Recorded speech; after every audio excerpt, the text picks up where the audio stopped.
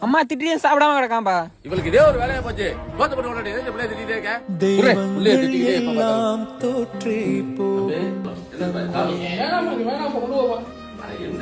கொஞ்சோடு சாப்பிடுறா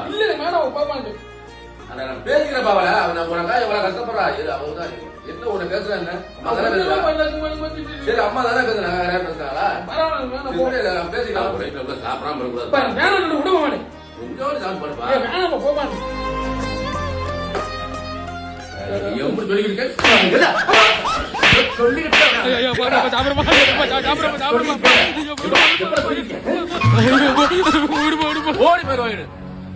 உரிச்சு உங்களை பெத்ததே சந்தோஷம்.